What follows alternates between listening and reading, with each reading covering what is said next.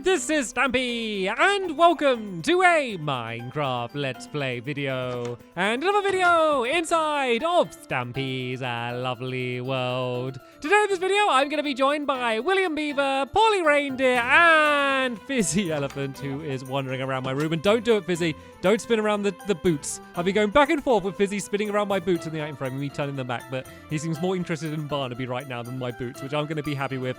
You can't turn Barnaby upside down. Dogs don't quite work that way. Anyway, let's go and have my breakfast. Nom, nom, nom, nom, nom, nom, nom, nom. Very tasty. How did you do that? I literally turned away for a second and they span round. That was like crazy fast that he did that. I'm sure they're going to be turned. No, I saw you that time. It's weird because you don't move your hands. It looks like you're doing it with your mind. You're just concentrating at the boots and making them spin. It's really funny. Anyway, Barnaby, I will save you. You can stand up and you can join me. And I'm going to, of course, start things off by going and heading down to my love garden to let you all know who it is that I'm going to be adding to it today. And the person that I am adding to it today is front of the trailer Snowballs, Amelia. And the reason I'm adding Amelia is because for her birthday she had a Stampy themed cake, and look at it. It's enormous for one thing. It looks absolutely fantastic. Not only did they do the Stampy cat face on the top, they did the texture all around the side as well. It looks absolutely amazing. So yeah, I hope you had a very good birthday, Amelia, and welcome to my love garden. Right then, let's go and what's going on?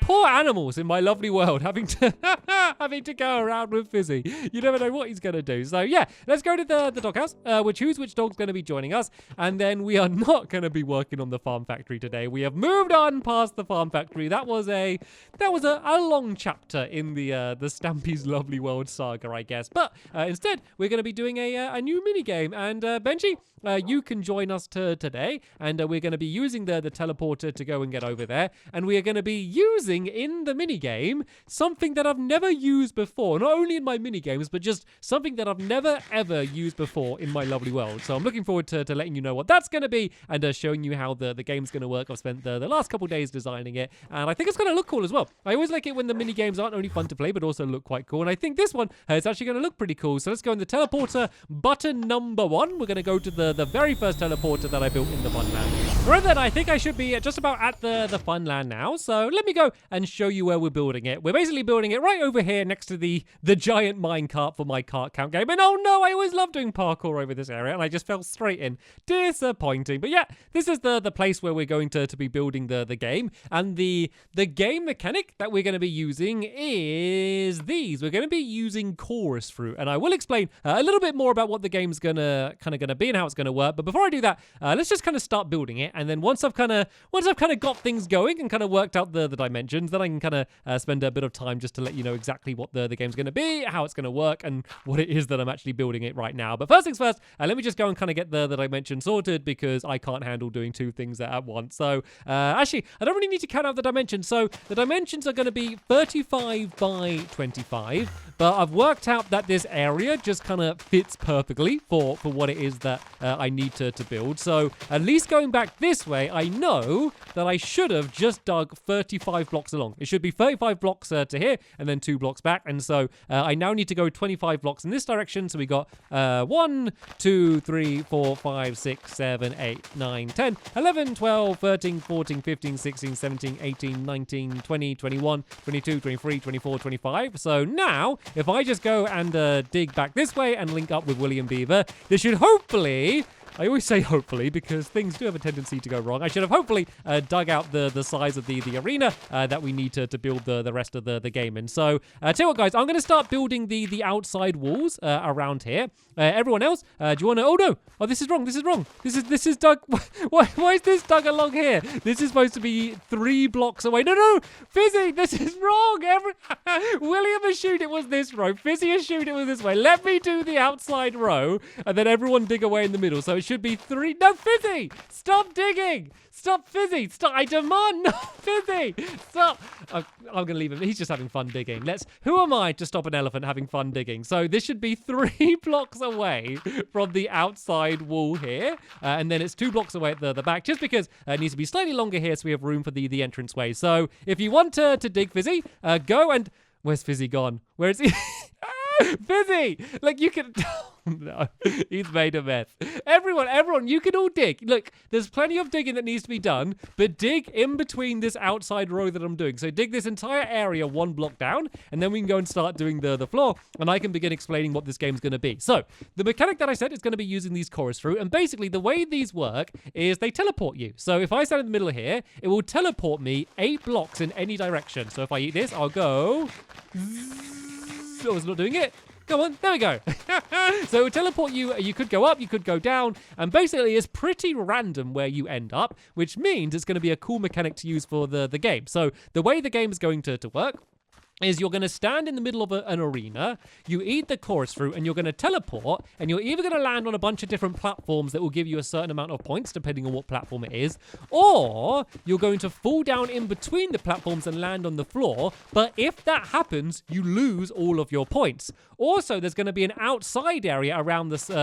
just around the outside, I guess. And if you land on that area, you're going to lose not only all of the points from that round, but all of the points you've got throughout the entire game. So basically, you really don't want to land there. But where kind of the gameplay comes in is you need to decide when do you want to like tap out and just kind of take the points that you got, and when do you kind of want to push your luck and see how many more points you can get. So for example, maybe I land on a platform that gives me 3 points. I can say, right, I can either keep the 3 points that I got and put that to my scoreboard, or I could go again and try to get even more points, but risk losing all of my points. But you're all playing at the same time. There's going to be 4 players all playing together, and so you kind of need to look at the points that everyone else has got and say, but they're quite far ahead of me, so I guess I should risk it. Or if you're ahead, you might say, okay, I'm going to play it safe. I'm just going to go and take the points that I have. So yeah, it's really kind of a very simple push your luck game, but just how random and crazy the chorus fruit are, I think is going to make it a whole load of fun. And I think I've come up with a pretty cool way to keep the scoreboard, but we're not going to be worrying too much about that today. We're going to be mainly kind of getting all of the platforms done and kind of the outside area around here. So let me go and mark where the middle kind of arena is going to be, and then we can go and start getting that dug out. So the middle of the game seems to be about here, and we need to go 19 blocks by 19. So that should leave 2 blocks on the outside. So I think on this side here, because everyone teleported around, so I think it should be 2 blocks there, and then we go 1, 2, 3, 4, 5, 6, 7, 8, 9, 10, 11, 12, 13, 14, 15, 16, 17, 18, 19, and yes, 2 blocks on this side as well. That is good, because that means the arena is probably the size it needs to be. So now we need to go back 19 this way. So we've got 1, 2, 3, 4, 5, 6, 7, 8, 9, 10, 11, 12, 13, 14, 15, 16, 17, 18, 19, like that there. And now we can go and start looping it back this way. And it's very important that you do get it the right size, because remember, you can teleport up to like 8 blocks away.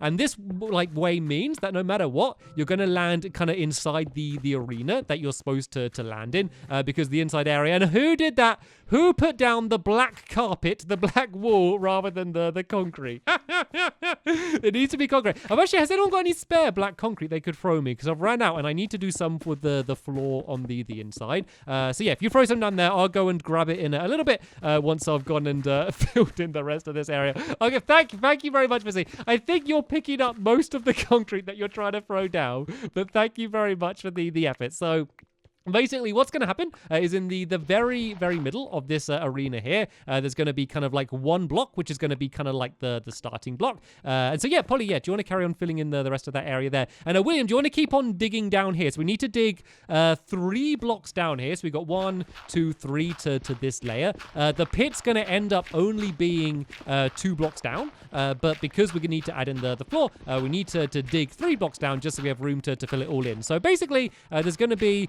mainly 2 by 2 size blocks for you to land in. And the way it's going to work in terms of the points is the more platforms there are of a color, the more likely you're going to land on it, kind of the less points you have. And then the very kind of middle block that you stand on, because you can sometimes teleport and like literally teleport 1 block in front of you. If you go and do that, then you're going to get maximum points, just because that is just really, really unlikely that is going to happen. So yeah, if everyone goes and helps me dig away in the middle, I kind of just see like dirt popping up. It's kind of like an old cartoon where you can see them like digging under the ground and just seeing the dirt popping up. So yeah, while they dig around in the middle, let me go and start doing some of the outside. So there's going to be one row of glowstone around the outside, and there's a few reasons for that. One, it lights up the game, which is something that's going to be very important if we're playing it at night. Two, it's also your way to kind of get in and out of the pit, I guess, as well, just because you can kind of use it to jump up and down because it's going to be higher up than the rest of the areas. This is also like the outside area that if you land on it, this is going to be the thing that makes you lose all of your points. So basically, you do not want to land on the glowstone. It's the worst thing in the game to land on, despite being a very pretty looking block. So I just ran out of glowstone. If anyone's got any spare glowstone, can they kind of keep doing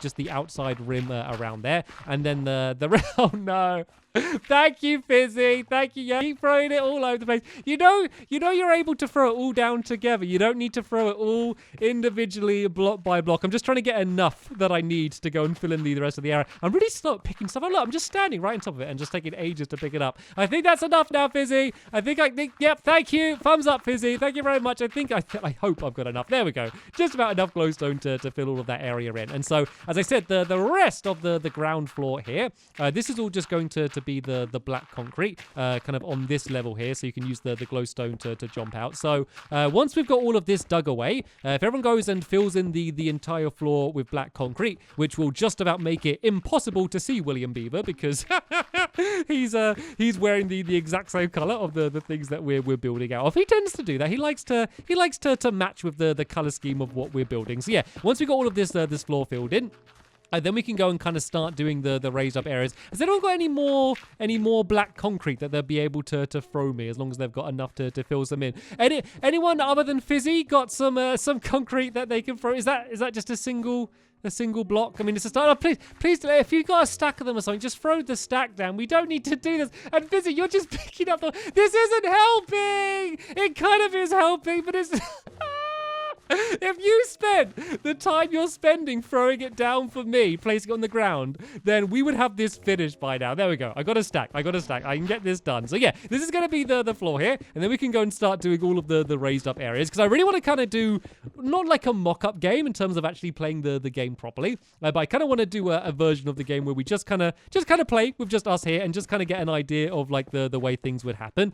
Because the scoring system is quite cool because it kind of can change depending on how well you do. And obviously all scoring systems do, but remember, because your points are going up and down, I think I've done a really simple way just to keep track of like 4 people's score and be able to kind of quickly move them both up and down at the same time. So right then, this is the flooring down. So let me go and do the middle area first. And what I think I'll do is if I just go and do the bottom layer of everywhere, then everyone can kind of just do one more block leading up. But first I'm going to do the very center, and the center is going to be a quartz column. As soon as we're building out of a lot of quartz, I thought a column would look good. And is this the middle?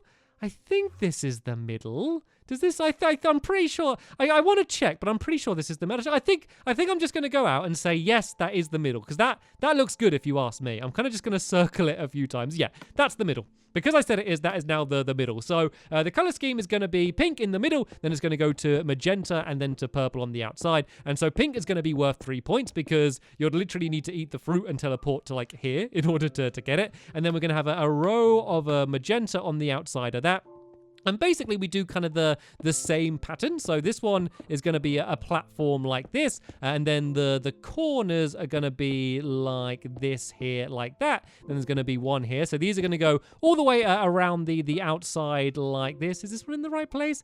I think that one's in the right place. Yep, that looks good. Then this one's going to go along here. So as I said, I'm just going to go and do the bottom row of them all. And then if all of my helpers just go and build them up, so they're going to be 2 blocks high. And then the purple ones are going to go on the outside of that in the exact same way. So these corners need to go 4 by 4 here, and then there's going to be even more purple. So the purple ones are only going to be worth 1 point, just because there's so many more of them. There's a higher chance that you're going to land on it, and you do land on the platforms way more than you land on the ground down below. You'll be glad to hear. So you have more chance of getting points than you do losing points, and it's pretty unlikely to land on the glowstone around the outside, because you really don't want to actually, because not only are you going to lose all of your points, but you only have a certain amount of points you could get. And what I mean by that is because I'm going to be keeping the score with concrete powder that's going to be dropping down, there's a limit to the amount of concrete powder. So the aim of the game is going to be the first person to get 10 points,